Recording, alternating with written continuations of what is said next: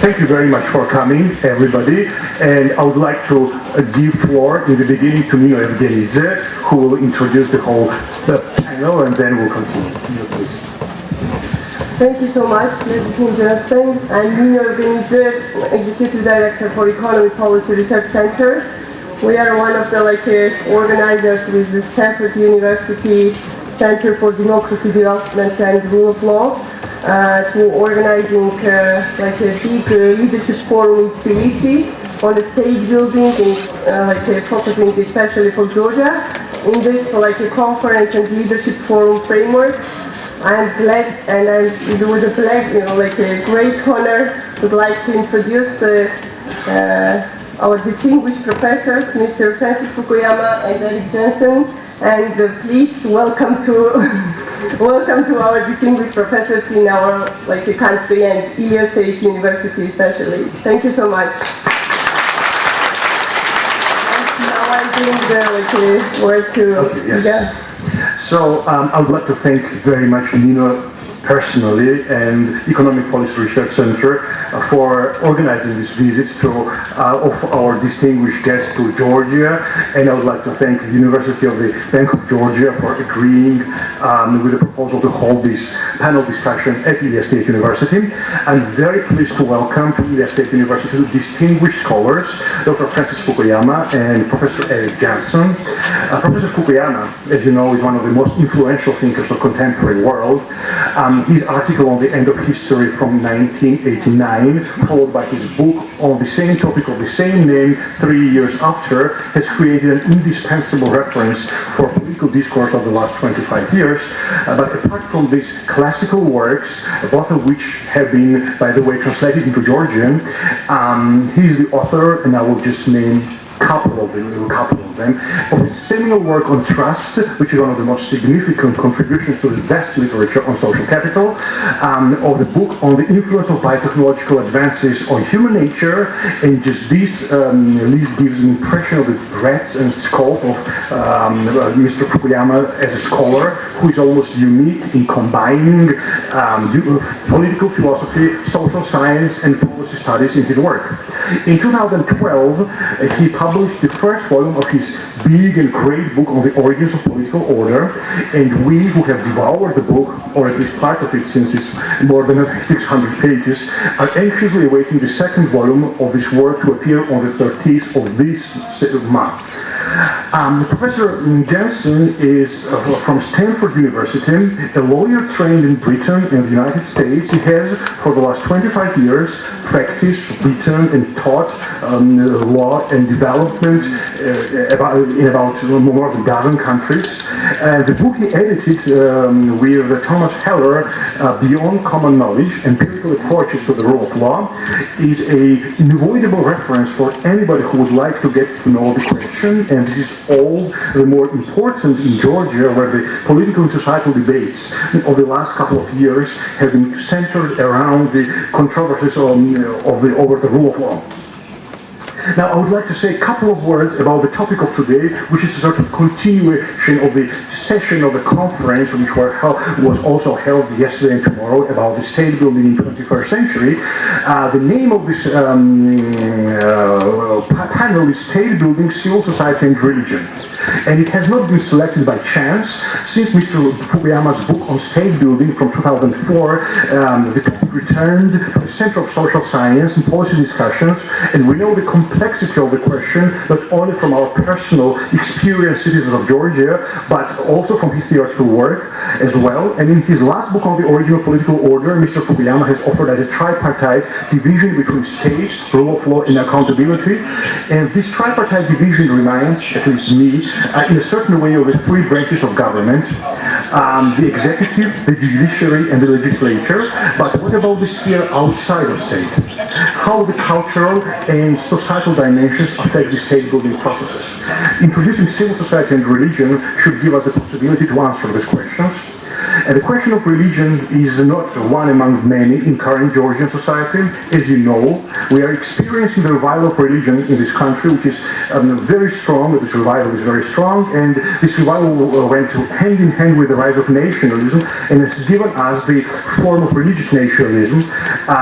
But what is its relation with the state? This is a very complex question.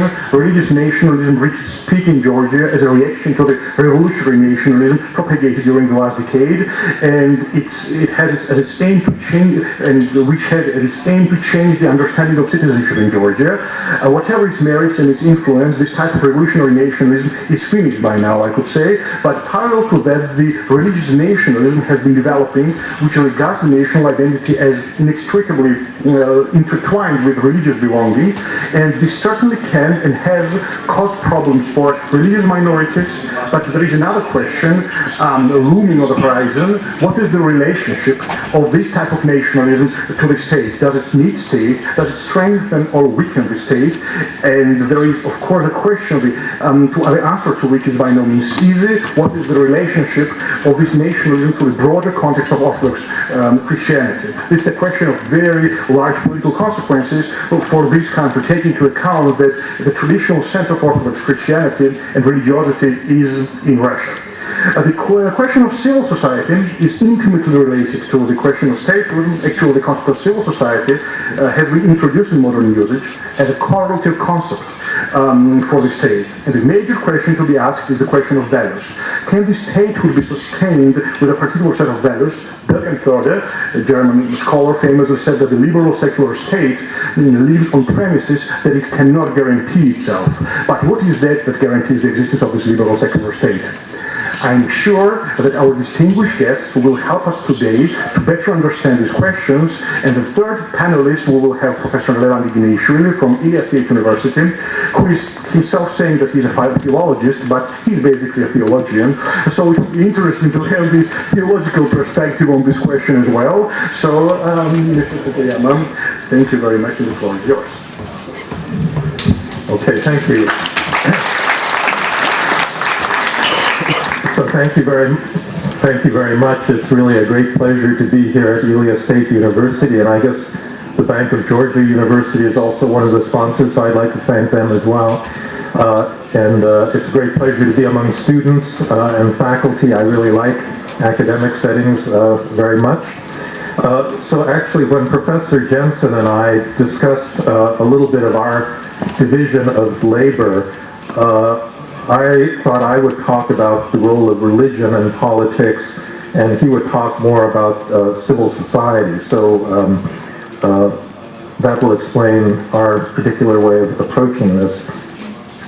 So I want to talk about my view of how different religious traditions have influenced the development of modern political institutions. I apologize to my colleagues and people like Ionodia who've heard this before, but I need to set the ground in terms of some definitions, because I start in thinking about politics with this tripartite division of institutions in a modern liberal democracy.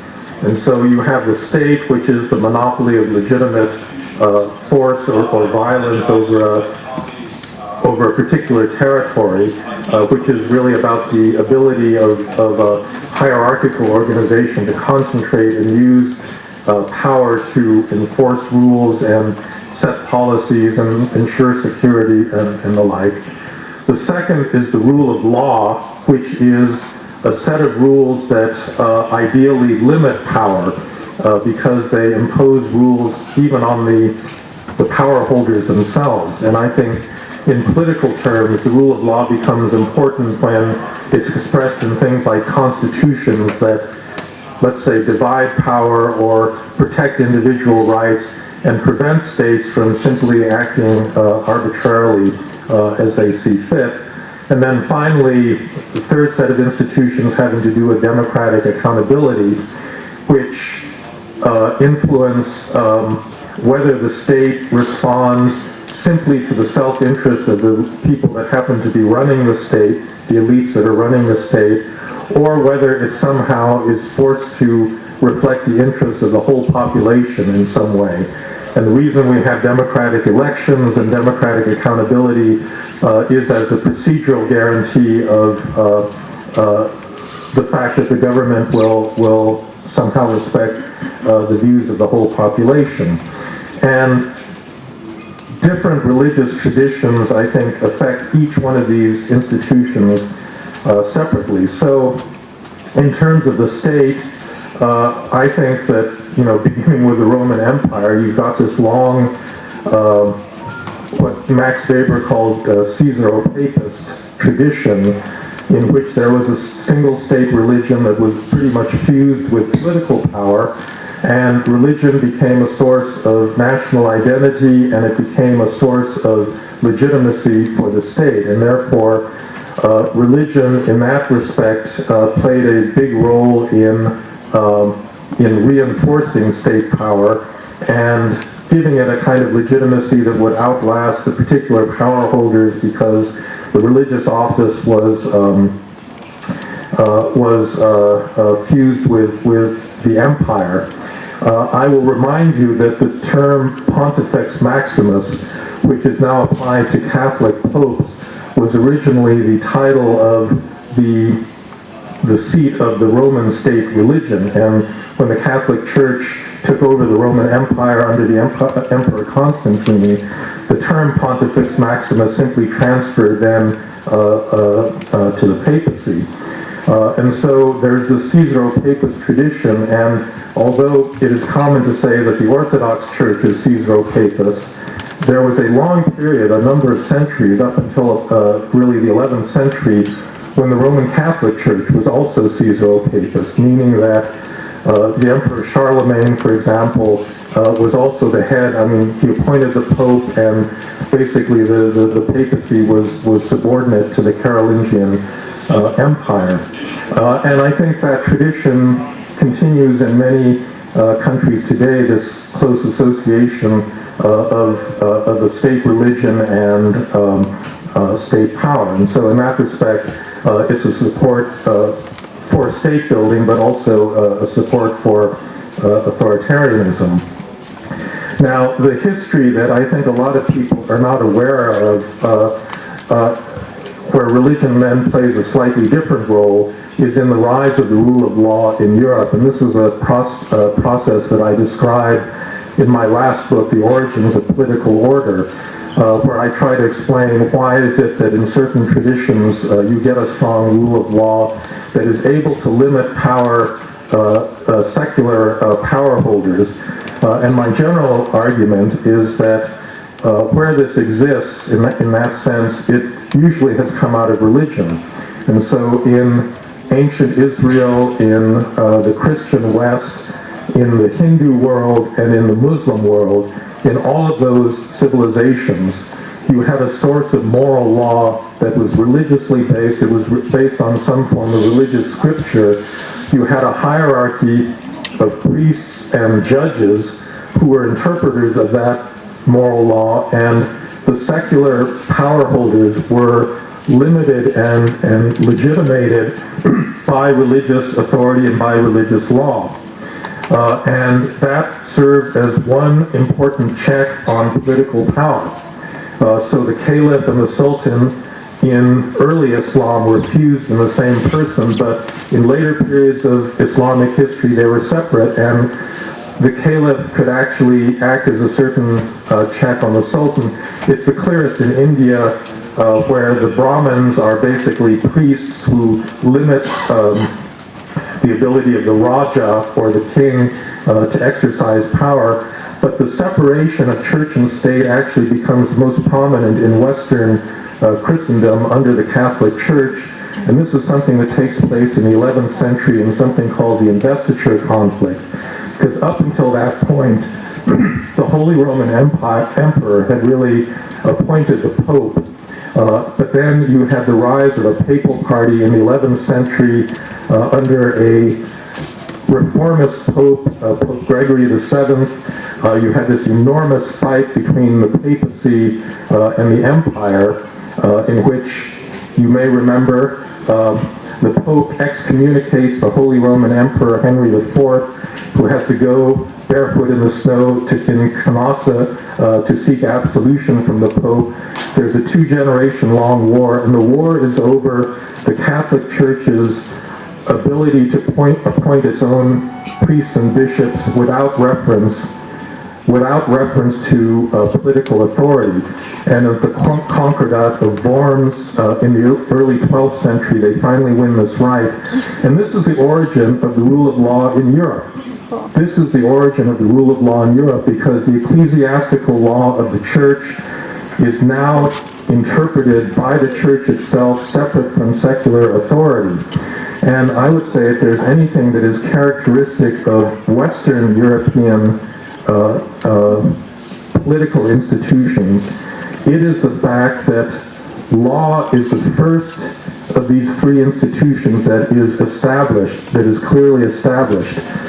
Law is established before the rise of the modern state, and it's certainly established well before the rise of democracy. And so European state building takes place, Western European state building takes place against the background of a very powerful Catholic Church that is independent in many instances of secular authority and can act as a check on that secular authority. Now, obviously, states in Europe then begin to develop commercial law, various forms of contract law and other things out of the economic necessities of a growing commercial world.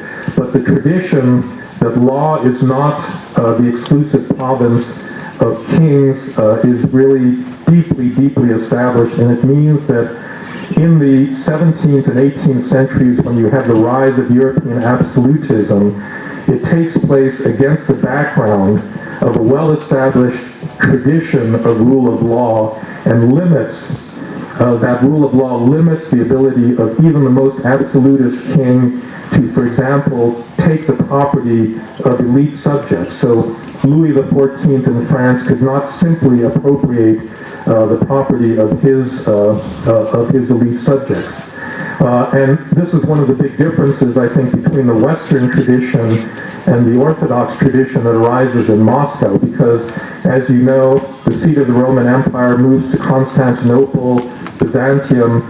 There's never this kind of split, and the Caesaro-Papist tradition continues in the Orthodox world, with a seat of both political power and religious power remaining the same, and with a very different legal tradition where the Eastern Church does not see itself as a custodian of a law that applies to the emperor, where the emperor is below the law, as in the Western tradition, but in which the emperor is really the one, in a sense, that makes the law, and the church and the law become, the church and secular authority become mutually associated. Now, so that's religion and the state, religion and the law, now religion and democracy. And this is where I think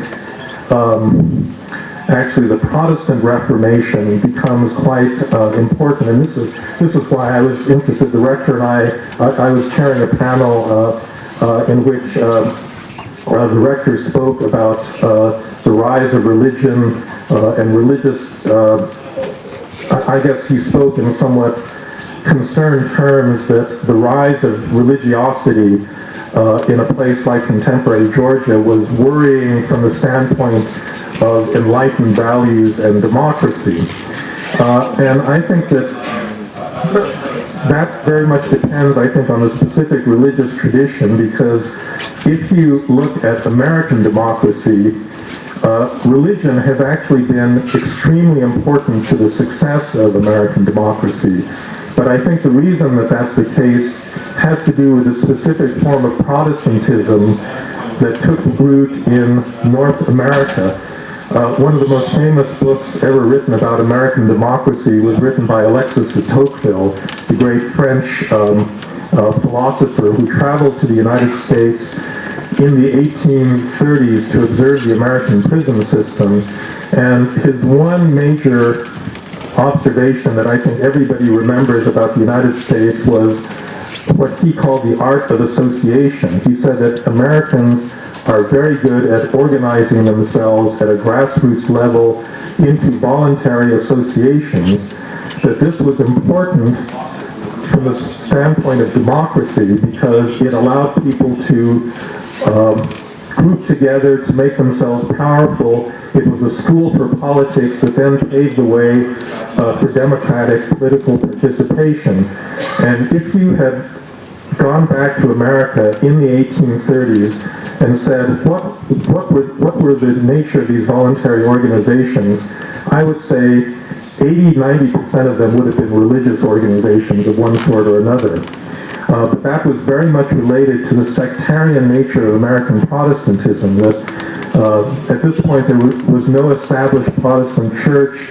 The nature of the Protestantism that came from Britain and from the dissenting sects in Germany and Switzerland and places like that were very congregationally organized. There was no single church. It was up to the individual citizens to organize their own churches to raise money for them. And there's a very powerful theory, that there's a theory of secularization that many sociologists held, including Max Weber, that said as we modernize, we're going to stop going to church, we're going to believe in modern science and rationality, and religion is going to disappear. It turns out, as an empirical matter, the only place where this has happened is Western Europe. I mean, the Western Europeans are in fact secular in this sense, but in virtually every other part of the world, there's no correlation between the degree of economic development and the degree of religiosity. And the one country in which this is the most true is the United States.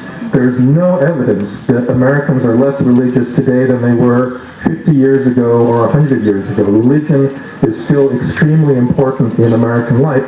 But this is true in India, this is true in the Middle East, this is true in very many other places. Religion, there is no automatic mechanism by which religion disappears as societies modernize. And one of the arguments about why religion is so strong in the United States is because of its pluralism, that Americans can shop for religion. They're not forced to obey one source of religious authority, and therefore religion continues to act as a vehicle for people's personal choices. They can choose to join a church, they can choose to contribute, it gives them a sense of community, and it's not something that's enforced on them by the state. And this is why I think in the American tradition there has been this very strong linkage between religion and democracy. Now, a lot of you know that in the United States we have all these creationists that are running around saying that you can't teach Charles Darwin and this sort of thing, and that's not a good thing. That's a kind of religious obscurantism that I think is not good for people. But on the other hand, the civil rights movement in the United States was led by Dr. Martin Luther King, who was a Protestant minister. And in fact, to this day, African Americans who participate in, the Democratic Party is now trying to get African Americans to vote in the upcoming midterm elections, and they're going to do that through their churches, because that's really how they're socially organized. That's what allows them to be democratically mobilized to vote in elections and participate in American democracy. And so I think that religion, continues to actually be an important support for democracy, but it's the particular form of religion, I think, that makes a great deal of difference. Now, I have to admit to you that my knowledge of the history of Orthodoxy kind of ends with the Turkish conquest of Constantinople, I know much less about the way that it evolved, in subsequent centuries, and I know even less about its current manifestations in this part of the world, and so I'm actually eager, so I'm going to stop talking now, and I'm actually eager to learn from you, so thank you very much.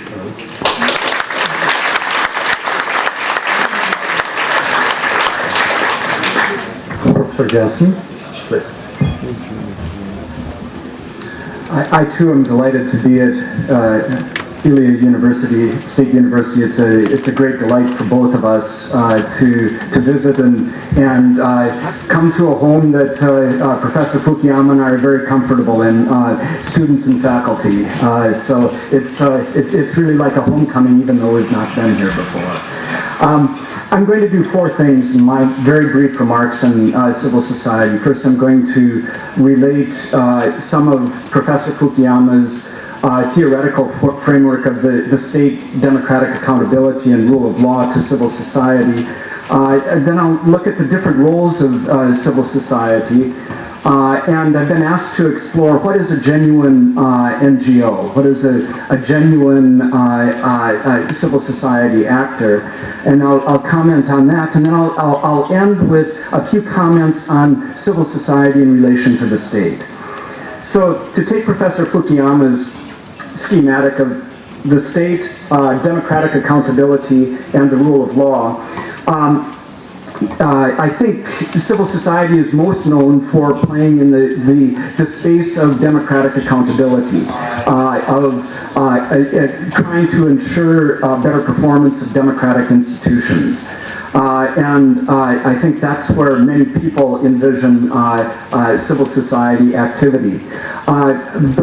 So I would say that civil society both constrains the state to the extent that it associates with making democratic institutions more accountable, and in the space of rule of law. But it also enables the state. In much civil society action, we find partnerships between civil society and the state.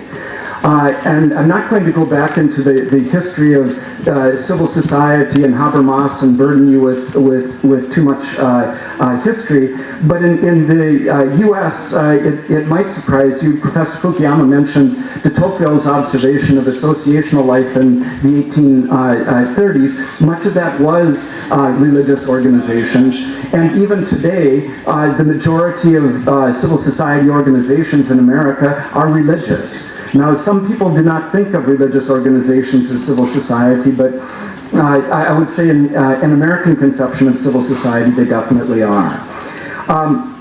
So the roles of civil society, let me break this down in terms of what civil society actors have done in my experience across, 30 or 40 countries. I've lost track. It's all the way from, the high-minded being at the forefront and vanguard of revolution and political reform to building toilets for sanitation. So you see a number of roles of civil society, and I'm just going to tick off a few. One is the sort of collective action and revolutionary role, constraining power, social welfare. You find many NGOs in social welfare, civic education, economic development and legal development, technical support in different reform efforts. There is a phenomenon today of some in the donor community will say we want our program implemented through an NGO. And in that sort of relationship, an NGO is simply a service provider. So what is a genuine NGO? I think there is a perception that the only genuine NGOs are those that are grassroots inspired, and somehow grassroots inspired and voluntary associations at a grassroots level. There's no doubt that those civil society organizations exist and do some remarkable things within communities at a grassroots level. But I would argue that that's not the only genuine NGO, that there are genuine NGOs who are actually working on policy issues and policy advocacy issues at a very high and sometimes very technical level. And I think they are equally genuine. I think where the debate comes is, to what extent are these NGOs claiming representativeness? And NGOs who are working at a high policy level may be funded by an international donor for their high-level expertise. If they're claiming representativeness, they better watch out. they better test that, at least empirically, that they are so representative. Grassroots organizations don't have to worry quite so much about the claims of representativeness because they seem more organic and at a community level and do seem representative and very close to the community. So let me distinguish then genuine NGOs from representative NGOs. And I think that the time that NGOs at a policy level and the like get into difficulty is when they claim representativeness and perhaps overclaim membership. Now finally, let's look at civil society and the state and the role of civil society in the state. And I just thought about this morning, but there are different roles. In periods of transition, civil society actors are frequently at the vanguard of reform and revolution. So they are in opposition to the state in that role, in opposition to the state. They can also be an alternative to the state in providing public services. And most prominently we see this in the country of Bangladesh, where the state has essentially contracted out its responsibility to provide public services to massive NGOs, Grameen Bank, BRAC, Prashika. They're huge NGOs who are providing essentially state services. So in opposition to the state, they can be an alternative to the state. They can be a social safety net, and in ways providing in gaps where public services do not exist. They can also be in collaboration with the state. In Indonesia, in the Reformasi period, and even today, NGOs are partnering with state entities to push forward reform programs. And these NGOs are providing actually technical services to the state that the state itself doesn't have. So you've got in collaboration with the state as well. And then I would say there are a whole host of NGOs that are out there to somehow enrich in life. And perhaps our next speaker will talk about this in the realm of art and other things that make us what we are as human beings. So just in review of that, NGOs and civil society in opposition to the state, as an alternative to the state, as a social safety net, in collaboration with the state, and to enrich in life. Thank you very much.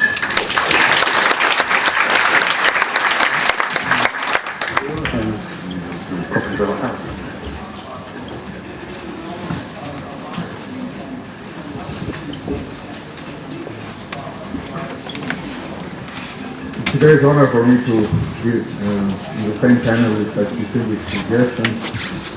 Thank you for introducing me to the main theologian in the tradition to which I belong. There are only three ways such: John, Gregory, and the Synod of the theologian. That's why I rather choose to be humbler and call myself theologian. But these are very difficult and multifaceted issues, and I don't have really ready-made answers for this complexity.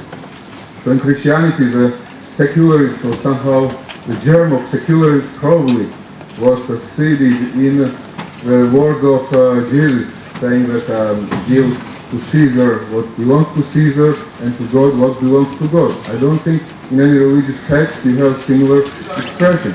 I mean, in the very holy text, in the very scripture, there was already some distinction between what belongs to divine realm and what belongs to secular realm. Of course, we have far way to go before John Locke's religious toleration, but there is already something there in different fields.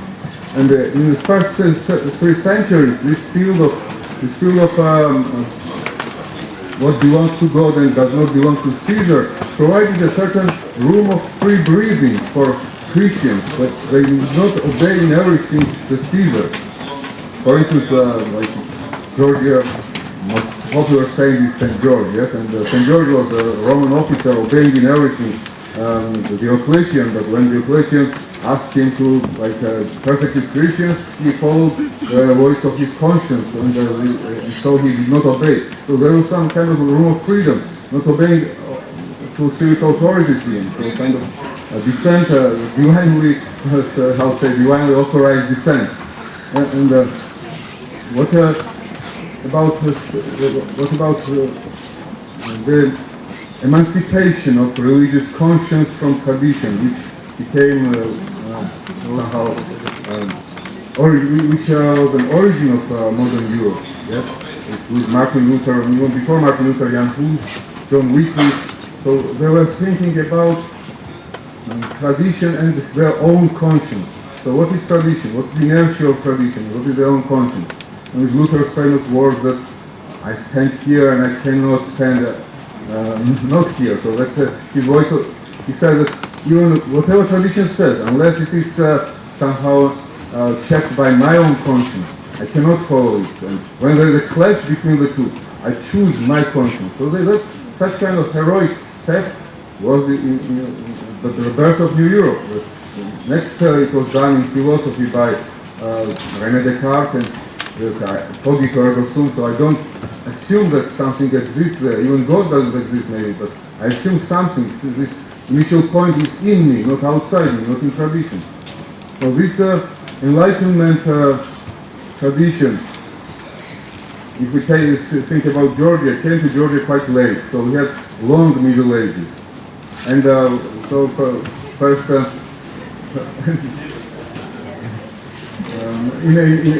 by the end of the 18th century, we had a great figure, a great European figure, Solomon Dodashvili, who translated Immanuel Kant, and his disciple was Nicholas Baratashvili, who always speaks about this European Enlightenment idea. Actually, Nicholas Baratashvili lost faith. He lost faith, and so he was seeking for value in his own efforts, in his own spiritual experiments, and saying that, I know, I understand. In a tragic voice, he said that, I understand that I'm doing such things which was never done before me in Georgia. So I'm going to this path which was untrodden before me. Next, in the 19th century, there was Enlightenment, European Enlightenment movement in Georgia. Before 19th century, actually, the church tradition was not, critically examined in Georgia. Only in 19th century, Georgians started to critically examine even church tradition, so that individual conscience started to emancipate from the church tradition. Ironically, it happened because of Russian church oppression, also Russian imperial oppression of Georgia. Russians' imperial policy was to whitewash Georgian frescoes, but actually it was not only Georgian frescoes, it was also happening in Russia. It was simply Baroque style substituting ancient Byzantine style in all territory of Russia, and Georgia was one of these territories after 1801. But Georgians took it also as violation of their own historical identity. There are some kind of even features of saint spaces in the frescoes. For them was part of their identity. This was whitewashed. So Georgians started to critically estimate church. So not everything which counts, what happens in the church. When you have this substitution of Georgian liturgies with Russian liturgies, and with an understandable language, you cannot follow it with your heart. That's why Georgians started to criticize church, and somehow the new national movement started in a way among the writers and not among the church leaders. So they started to think about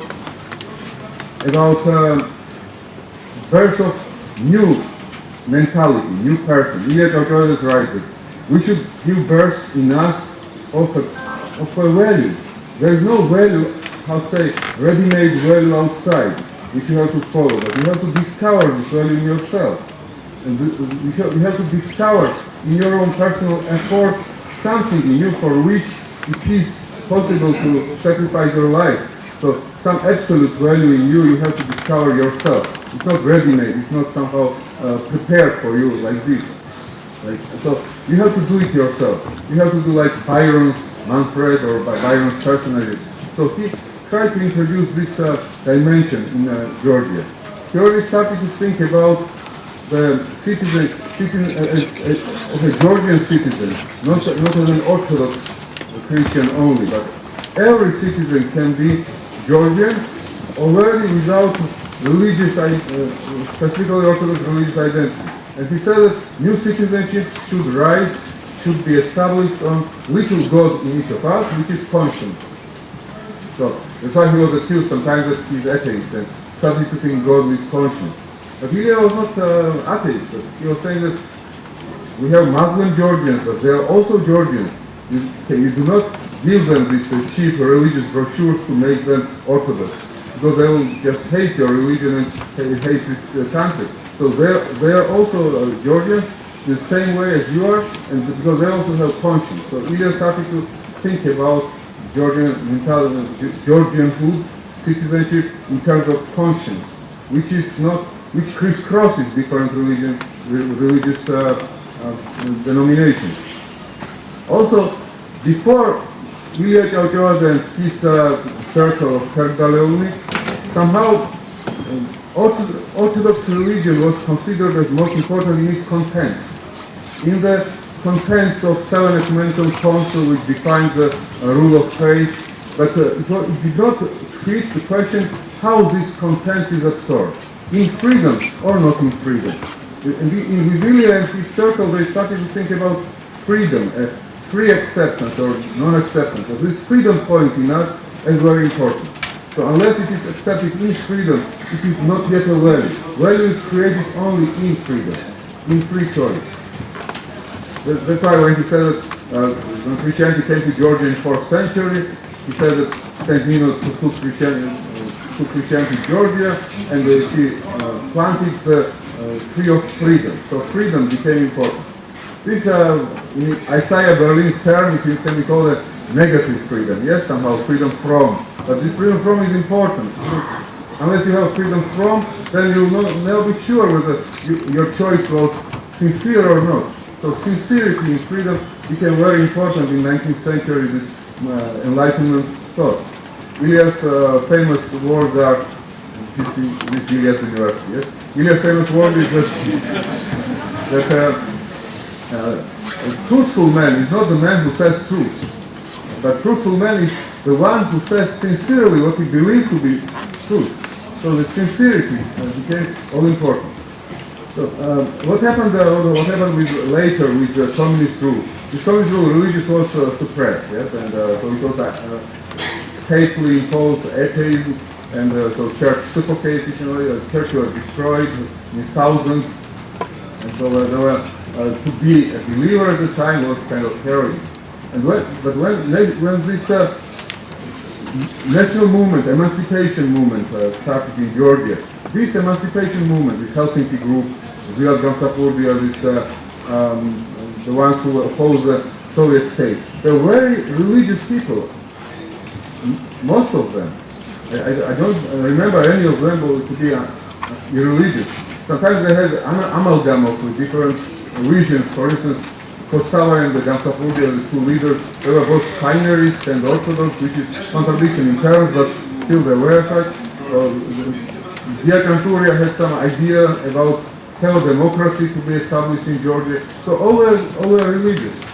And when the Soviet Union collapsed, somehow this religious mentality became, a substitute to this Soviet mentality. Again, it was not quite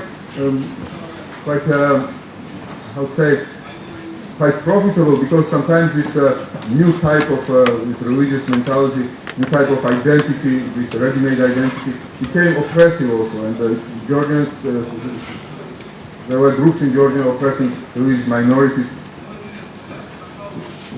I have only 2 minutes, and there are so many things to say, but anyhow, about today's situation, we need a lot of critical reasoning in church. Sometimes oftentimes Georgian Orthodox take Orthodox tradition as some givenness, which you do not question. So, and I think there is a problem, because Orthodox tradition should be very critical tradition.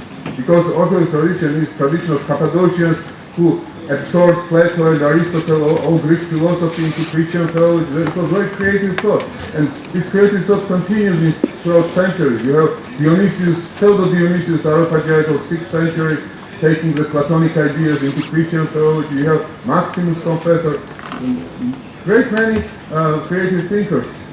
Vladimir Soloviev in Russia, who spoke about importance of secular culture. That secular culture also is a milieu of divine revelations, and Christians have to absorb it. So that's why in modern Georgia we have a problem that civil society and church went somehow astray, or kind of went in different ways, and there is no language of communicating between, and sometimes church looks at secular society as godless and some bad society, and vice versa, secular society looks at the church as some obscurantists. And so there is this bridge, is important, this bridge is to be done, to be kind of laid. But, and there are very few priests, I guess, who can do it, and also a few laymen who are eager to do it. So that was all I want to say, to take of time.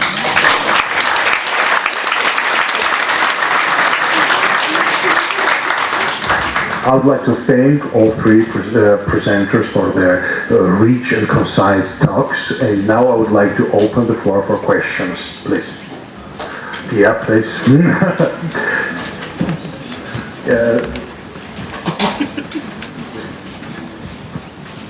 Okay, I have 1.5 questions to Frank and one to Eric, and the one I may ask later, which is here anyway. So Frank, you spoke about roots of rule of law in the West, in autonomy of Catholic Church and its ability to somehow compete with secular power, and which is sort of natural because Church represents God and God can compete with Caesar. One question is out of this, that when one thinks of rule of law and Western civilization together, often what comes to mind is Roman law, which is not of religious origin. How Roman law fits in your scheme. That's one thing, and secondly also, not all countries are Catholic, and we don't have maybe that kind of religious ground for development of rule of law, so what are alternative ways if you don't have that kind of autonomy of the church which can impose something on the rulers? What can there be as an alternative way? And a shorter question, you spoke which NGOs are genuine or which maybe not, but somehow you made an assumption that civil society equals more or less NGOs. But that equalization more or less comes from 1990s, and we have quite a rich intellectual tradition of what is civil society, where the word NGO was not invented, but also, I mean, the meaning was much broader. So would you somehow elucidate the concept of civil society then? Thank you.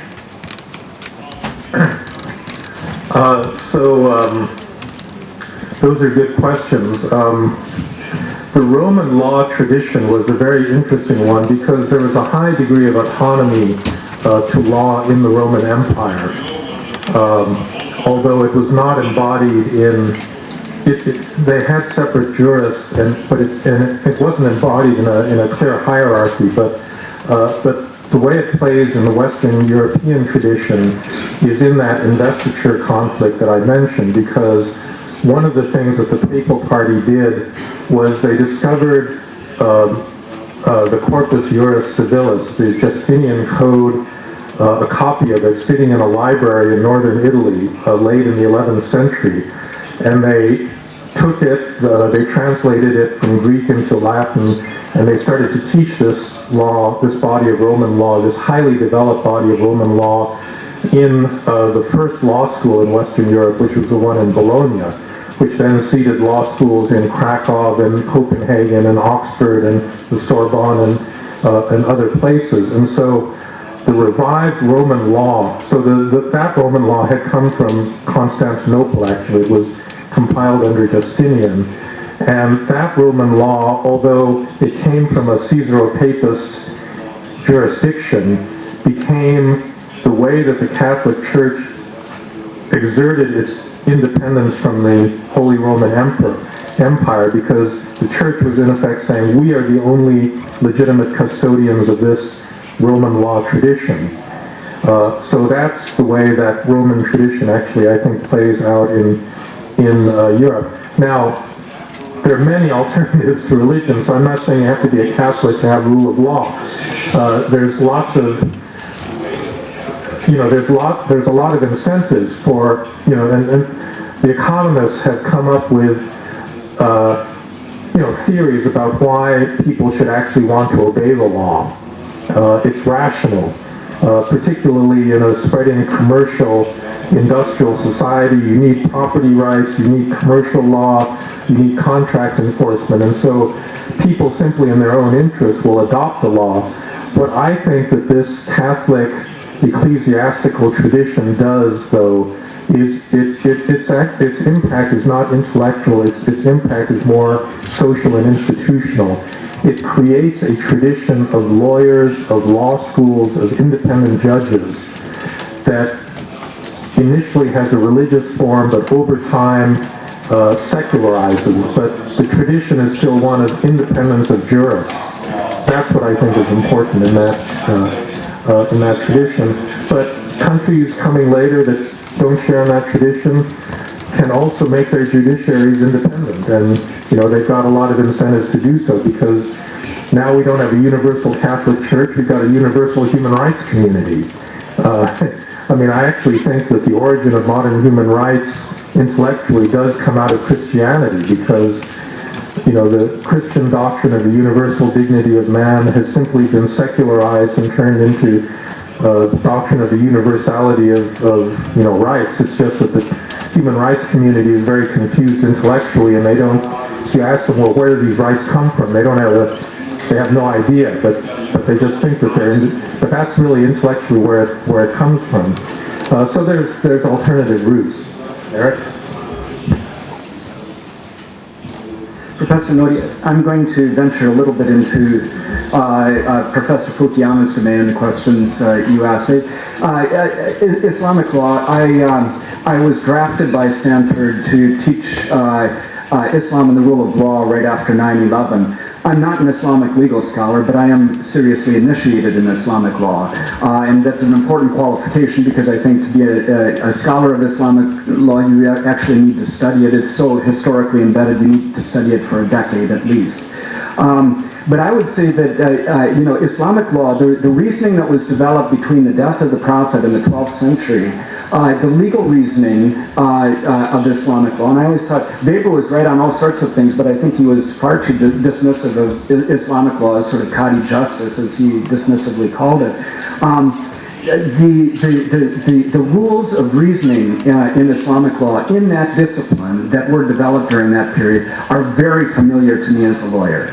And so I want to broaden it a bit. I think Christianity had a lot to do with rule of law, but there were alternative traditions, yeah. And one of the problems in Islamic law is that there then became a debate about whether the gates to ijtihad closed in the 12th century. That is, the right to interpret Islamic law. And it became a surprisingly robust debate where many voted that no, by the 12th century we had achieved perfection, and I think history has not been very kind to that view of discontinuing interpretation. Civil society, yes, I admit I bastardized civil society a bit in the discussion on NGOs because it's popular discourse. But the original conceptions of civil society that de Tocqueville explored, that Habermas explored, that Lester Solomon, a former colleague of yours at Johns Hopkins, explored, looking at the associational revolution and all manner of ways in which people associate with each other outside the sphere of the state. And I didn't mean to reduce civil society to NGOs. I mean, there's just so much activity, from butterfly catching to media organizations to anything that one might be inspired to pursue in associational life that is a part of this vast body of civil society. Thank you, and thanks to panelists. My question is to Professor Fukuyama concerning Catholicism in Latin America, because if you are talking of about different contexts, intuition tells me that that Catholicism in Latin America might resemble more Orthodox Church in the Eastern Europe rather than Catholicism in Western Europe. So your elaboration would be interesting on that.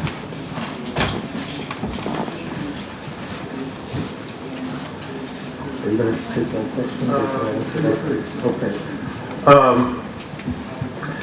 So in later years, the Catholic Church reunited with the state in particular territories, and this happened in Europe, and you're right that this happened in Latin America. But the fact remains that there was a certain institutional independence of the church, and if you look at the recent history of Latin America, liberation theology comes out of a certain strain of Catholicism.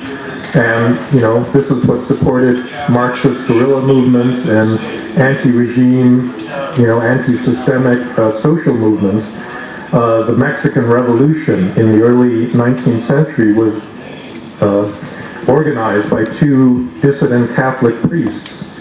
So I think that, you know, even in Latin America, the church has given independent support to opponents of state power, and that remains, you know, so there's clearly an authoritarian side of Catholicism, but also that other side. One other point to make is that within these, so the traditions change all the time. Samuel Huntington, my teacher, wrote this book called The Third Wave, in which he argued that one of the reasons you've had this global third wave of democratization is actually traceable to a change, you know, that came in Vatican II in the 1960s, where the Catholic Church finally reconciled itself to democracy, because in Italy and Spain and other places, up until that point, it had been a pretty firm ally of authoritarian government.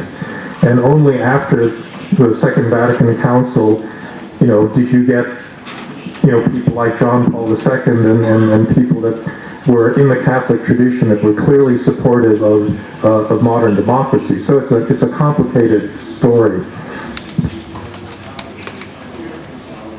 Well, first of all, thank you for your interesting talk and welcome to Georgia.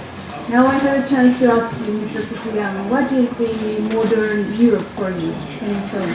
I wonder about your opinion. What is the modern Europe for you?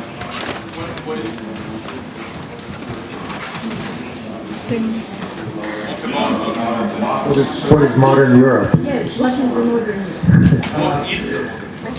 What is modern Europe? Well, that's a good question. The modern Europe that I would like to believe in is the heir of an Enlightenment tradition that is based on a certain belief in, you know, the universality of rights and the political institutions that arise out of it, and that's politically tolerant, you know, that makes room for religion but is not dominated by religion, and so forth. But I think that being said, modern Europe has got a really big problem because it no longer believes in the philosophical and religious bases of its own civilization, and that this is a tremendous problem. And it's also, you know, America is a little bit less like that, but it's got a similar problem. The Declaration of Independence says we hold these truths to be self-evident that all men are created equal. These are the words of Thomas Jefferson, that comes out of John Locke and a belief in natural rights, based on a certain understanding of human nature. Nobody believes this in the United States. I mean, they believe in rights, but they don't believe in that justification for rights. And as I said about modern advocates of human rights in Europe, if you ask them to describe the philosophical basis for why there are universal rights, they'll give you an extremely relativistic kind of answer. They'll say, well, that's what everybody around the world seems to believe in. I had this argument with, what's his name, Schultz, the guy that was the head of Amnesty International for some time, where, you know, I said to him, well, what do you think, where do you think your rights, your human rights that you're defending come from? And that was basically his answer. He had no, you know, he had no solid metaphysical basis for, you know, this whole movement that he represented. So I do think that there's a kind of internal contradiction at the heart of modern Europe that, you know, one worries that because that contradiction exists, it's going to have political effects in terms of the self-confidence and the belief in their own values and institutions that modern Europeans hold. Good afternoon. My name is Levon Isakhanyan.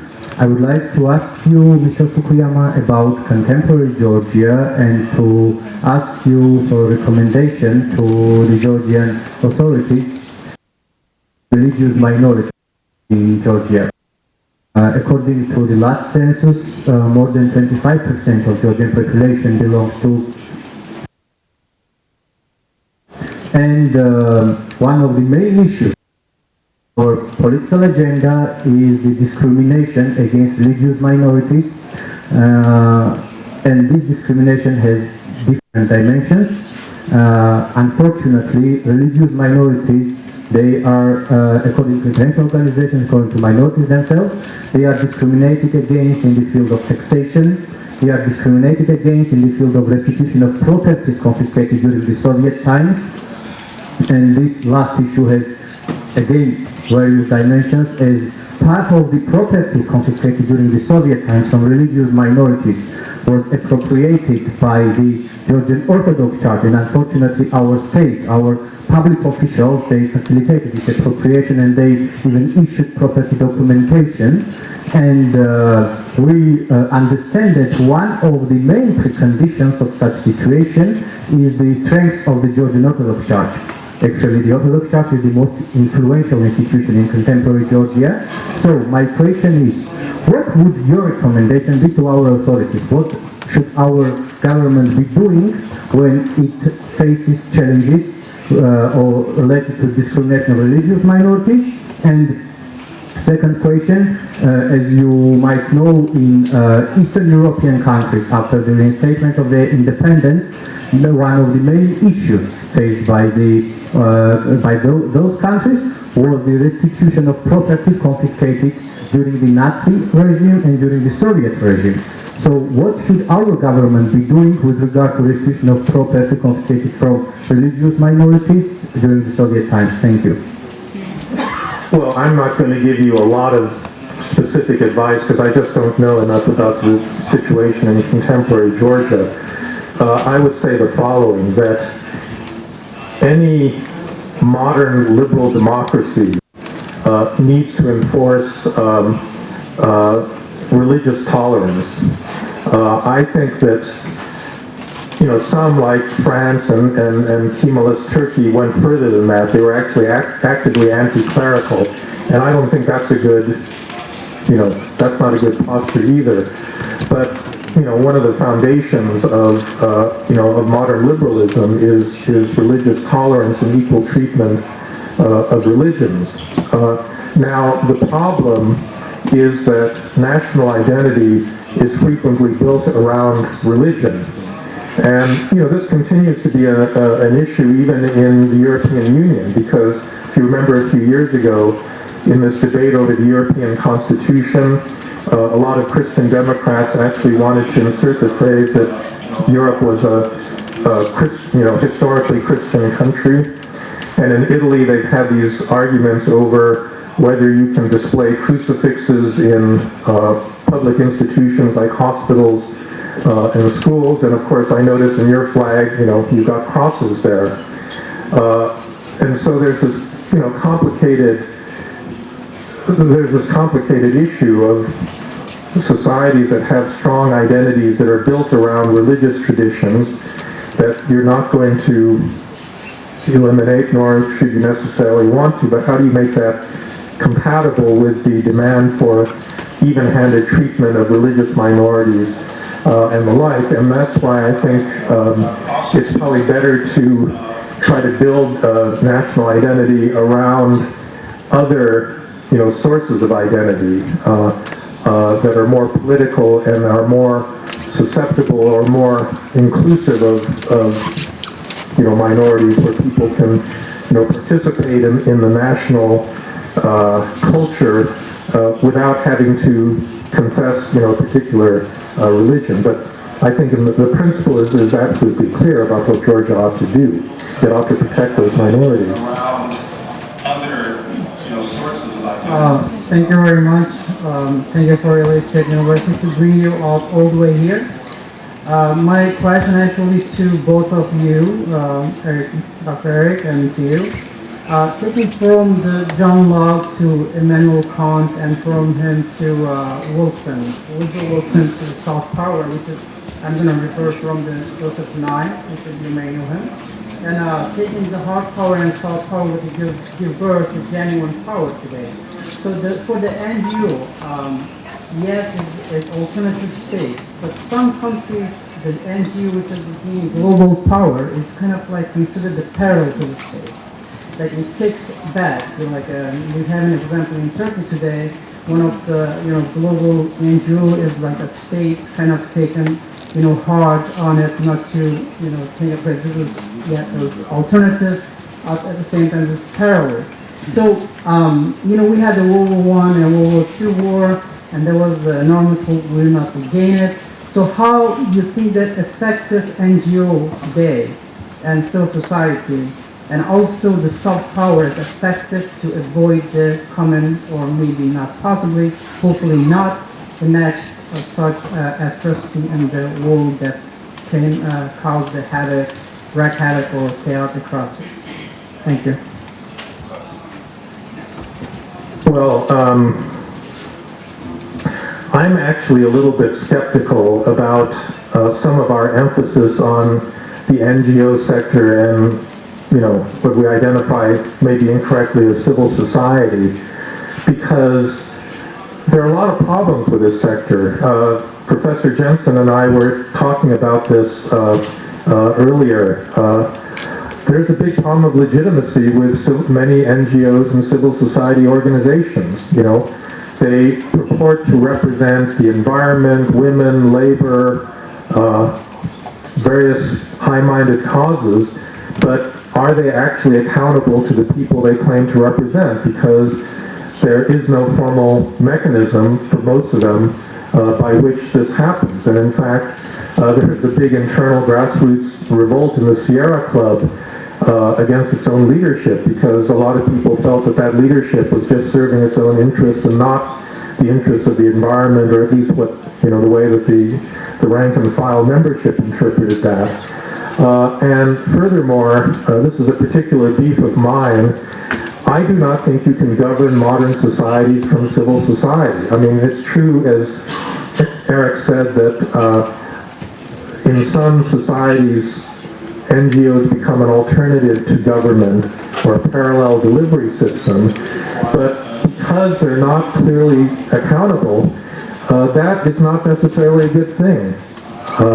And the Gulenist movement, I assume you're referring to the Gulenist movement in Turkey, that's become a state within a state. That's a very bad thing in a democracy, for any number of reasons. And so I think that, yes, a democracy needs a healthy civil society sector, but it also needs to be governed through clear, formal mechanisms of accountability in which civil society needs to give way to other more traditional organizations like political parties and media and other instruments by which genuine democratic accountability can happen. Mm-hmm. just to supplement, and I agree strongly with everything that Professor Fukuyama just said. I've lived through this debate for about 30 years, and I've been on both ends of the spectrum, where in one case I was at the vanguard of trying to protect civil society activity in Pakistan, a very closed political environment, and a very threatening political environment. But I've also been on the other end, saying, look, who do you represent? And I've had many debates with different NGOs who say, oh, we represent this person, that person, and the other. Give me proof of your constituency. I have no proof of this. We also know about the proliferation of fake NGOs that are set up as sort of fencing operations or fronts for other activity. They don't really represent civil activity. They represent sort of extractive activity with the front of an NGO. So I think one has to be very realistic about this and take each case on its own merit. I'm not ideological about it. I'm actually very pragmatic. When I have discussions with NGOs, I simply want to know what where they, if they claim to draw their legitimacy from someplace, then I'm very interested in where they claim it. Now, that's not to say, I was talking about policy NGOs too. Their legitimacy is sort of in the rigor of the work that they do. And I'd be very surprised if a policy NGO said, well, we represent large swaths of society. That's not what Nino does. She works on policy issues, and that's a very genuine sort of activity in civil society. But Nino's not going to claim to represent wide swaths of Georgia through the NGO that she represents. Thank you. But for the Mr. Fukuyama referred to Glen movement. I mean, that was the great one of the 40 years, building bridges between Turkey and Europe for the democratization process. And when the government had some dirty issues come out, like bribe and scandal and corruption, so they kind of kick the NGOs, so they kind of making a scapegoat. So that's actually check and balance in the civil society. It's kind of a problem when the state gets, around is a purge going on, so this thing. So I'm not, for that 40 years it's been under scrutinized, so the movement is great, because, Western kind of opened the door for the Islamic world to the Western, and one of the, the global humanitarian aid, schools, education, and civil society. So those good examples, definitely yes. But yes, you said definitely it goes so. Thank you. Well, thank you. And just to Hamas has a civil society activity. So let's say, we need to parse. Sorry? Yeah. Thank you very much to all the speakers for your very interesting opening remarks. To Fukuyama, I want to thank you personally.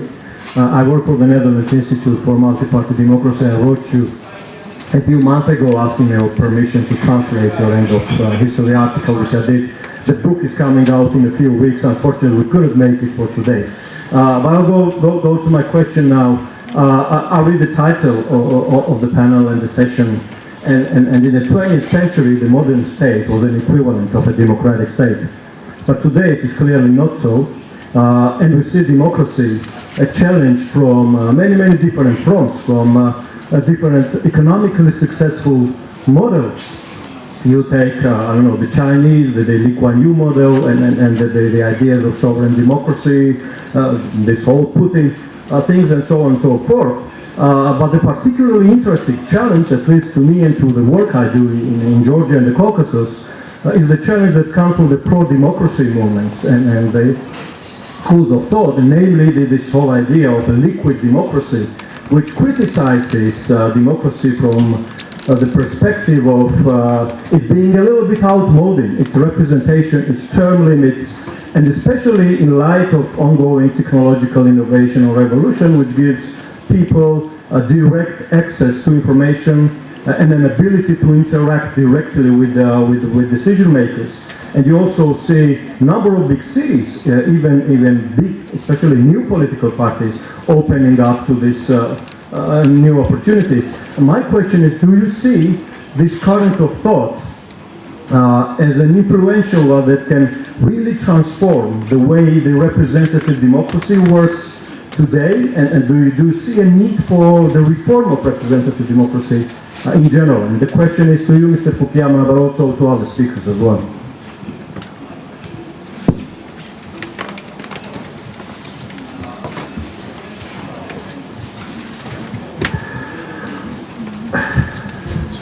So I think that technology has really changed things a great deal in terms of the availability of information, in terms of the speed with which we can know what people want, and the responsiveness to potential responsiveness. But I think, and so, there's many moves afoot, to increase participation and transparency of governments. I think that's by and large a good thing. However, I'm a little bit skeptical that this is actually necessarily going to produce better results for a couple of very simple reasons that I just think have to do with human nature.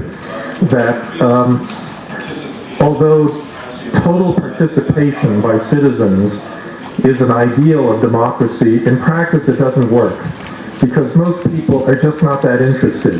In California, we have a referendum system in which every year California voters are given a book that's about the size of a telephone book of very complex policy issues that they are required to individually vote on. And of course, people are not well enough informed, despite the plenitude of information they have. This whole process is dominated by well-funded interest groups that can manipulate through TV and other things like that. And as a result, it's just as corrupt a form of politics as the old politics. The other thing that I guess bugs me a little bit is this demand for infinite transparency, because I think actually there are limits to transparency. One thing that's happened in the US Congress is that no one deliberates anymore because everything is on television. And so no legislator ever talks to another legislator. They only talk to activist audiences out there, in TV land somewhere. And the result is the quality of deliberation in Congress is awful right now.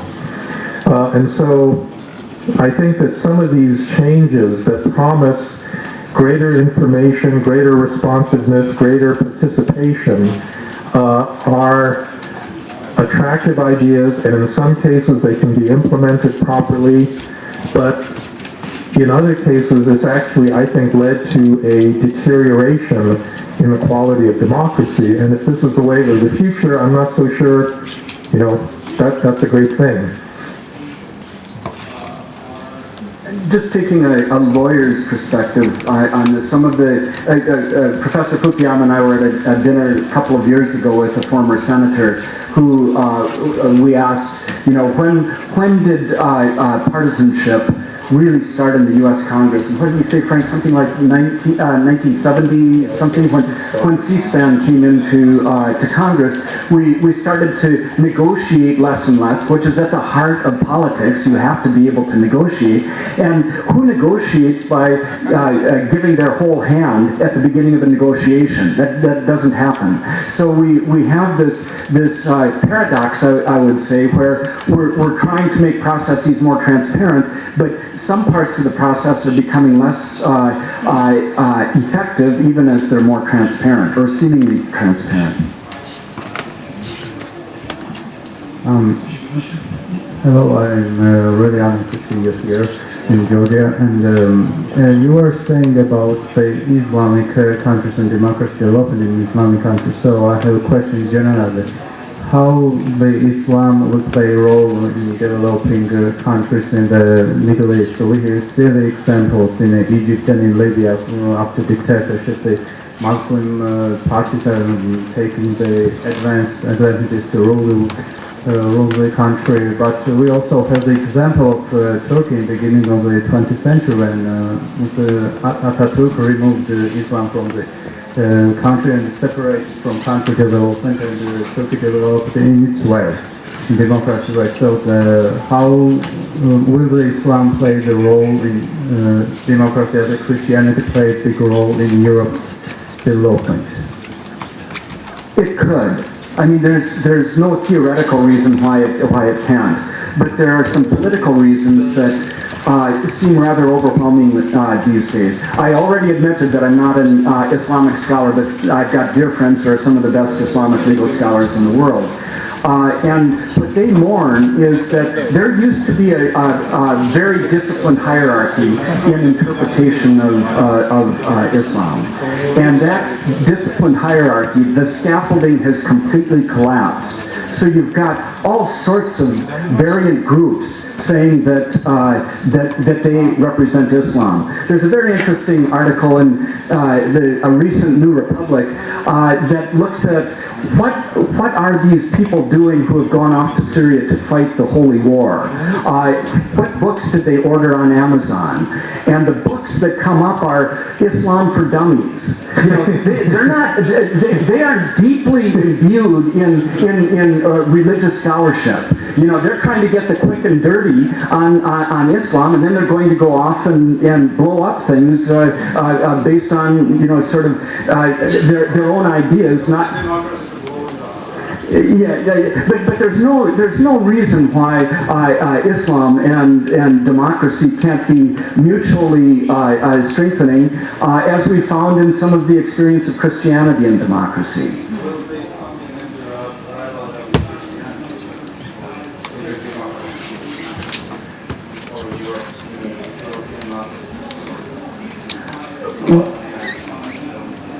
Well, and then I worry too about the treatment of Muslims in other European countries. I think there are things to worry about there. Thank you very much. Two last questions, so please. Mr. Fukuyama, it's a great pleasure you to see here. Thank you for this. My question is, what about which kind of dangers or developing ways do you see in Georgia or with the countries like Georgia, and how these aspects are connected to the idea of Mr. Samuel Huntington's 8 civilizations theory? Well, that's an interesting question. So we've been sitting through 2 days of very interesting discussions with this little forum that we've had in co-sponsorship with the EPRC. What I take away from that is that this clash of civilizations has nothing to do with Georgia's problems right now. I think the whole problem is, you know, you got these two partisan political parties that haven't been following democratic rules, and you know, and they're both really mad at each other, and it's led to this spiral of distrust and polarization. And that's what you got to get past. It has nothing to do with civilization at all, because all these people come from the same civilization, you know.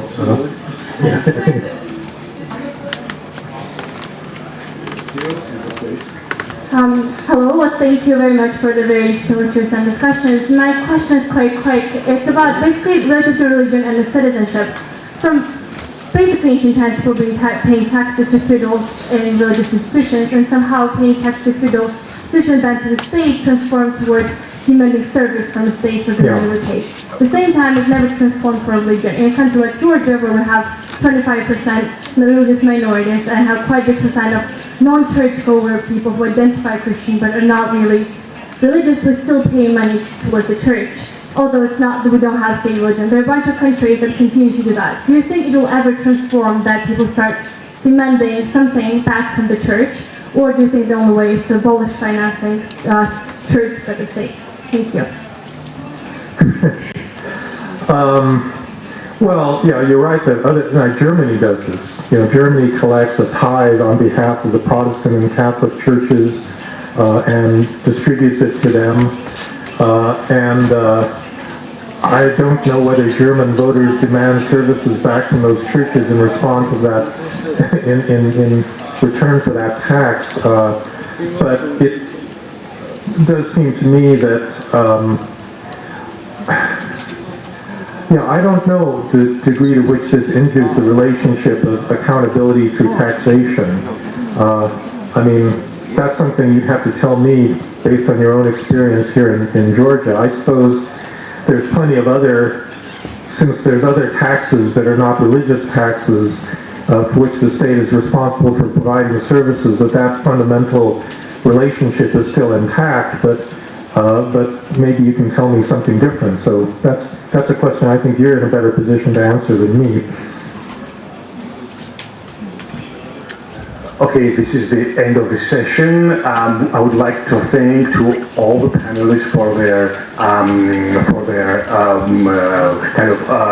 devotion to this discussion of these topics, and I would like to go to this ritual part of our meeting.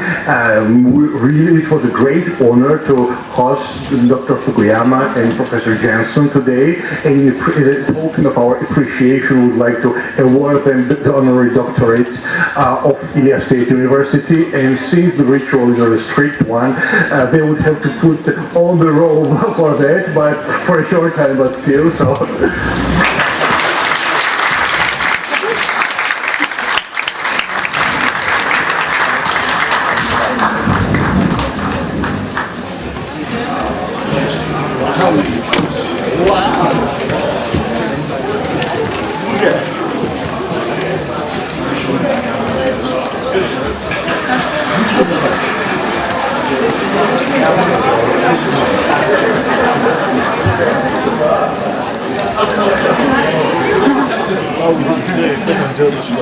Frensis Jenseni oldu.